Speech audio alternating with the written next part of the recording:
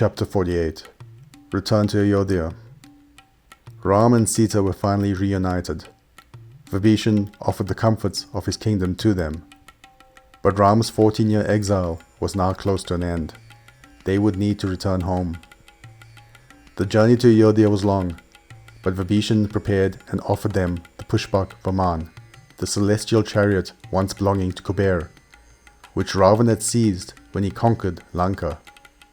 This vehicle could traverse vast distances in mere hours. Ram gratefully accepted the offer and asked Vibhishana to reward the brave Vanaras who had fought to end Ravana's tyranny. Ram, Sita and Lakshmana boarded the Vimana, accompanied by Hanuman, Sugriv and other valiant Vanara warriors. Vibhishana too joined the journey, wishing to personally see Ram safely home. Along the way, Ram pointed out to Sita the place he felled Ravana, the Nal Setu, the places they camped on their journey to rescue her, and Kishkinda, the kingdom of Sugriv.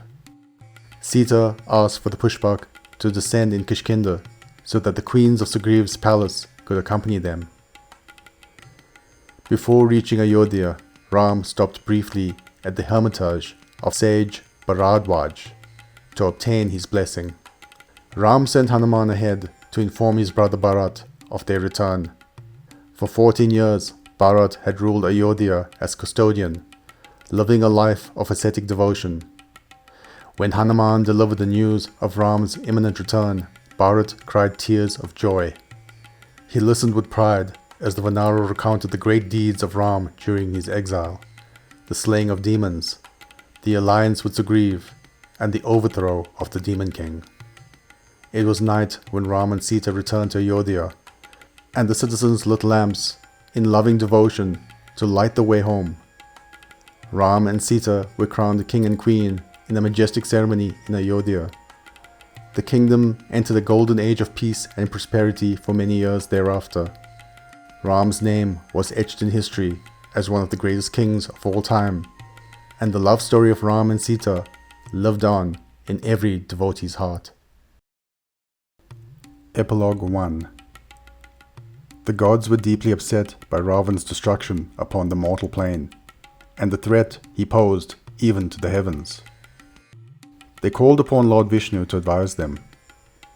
Lord Vishnu noted that Ravana, after performing exceptional penance for his boon, had asked Lord Brahma to give him invincibility against gods, demons, spirits, and beasts.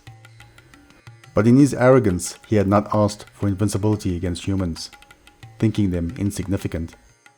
Lord Vishnu proposed a plan. I will incarnate on the mortal plane as a mere human. In this form, I shall bear the frailty of human life. I will know hunger, pain, and doubt. In this form, I will be devoid of all my celestial powers, ignorant even of my own divinity. And in this form, I will defeat the demon king. Epilogue 2. Parvati and Lord Shiva were in conversation on Mount Kailash. Mother Parvati noted that Lord Vishnu had decided to incarnate upon the mortal plane as a human to battle the powerful demon king. Ravana is your devotee. He has performed great penance in your name, and as a result, you gifted him powerful weapons. Would Lord Vishnu be able to defeat the demon king in the form of a mere mortal? This would seem unlikely, mused Lord Shiva. Ravana has indeed been a devout disciple, but his actions, guided by his ego, have created much suffering. Perhaps there is something I could do. After some thought, Lord Shiva spoke again. I shall send forth a spark of my own being, a fragment of Rudra's might infused into a form on the mortal plane. This form shall be as unstoppable as the wind, an elemental force of nature, ferocious yet noble. And in this form, I will aid Lord Vishnu. Epilogue 3. Sage Valmiki and Sage Narad were in deep discussion. Valmiki mused, if there was a person that represented all the divine virtues, such as truth, compassion, courage, and dharma in perfect harmony. Sage Narada said there was indeed such a person, and he related to Sage Valmiki the history of the great King Ram. His life was a journey of love, duty, and sacrifice, the victory of light over darkness. Valmiki listened in awe as Narada recounted the tale. Moved by its grandeur, Valmiki vowed, "Then let the world never forget the story. I shall compose his journey in verses that will live for all time, the journey of Lord Ram. I will call it the Ramayan." Thank you for watching so far. I hope you enjoyed.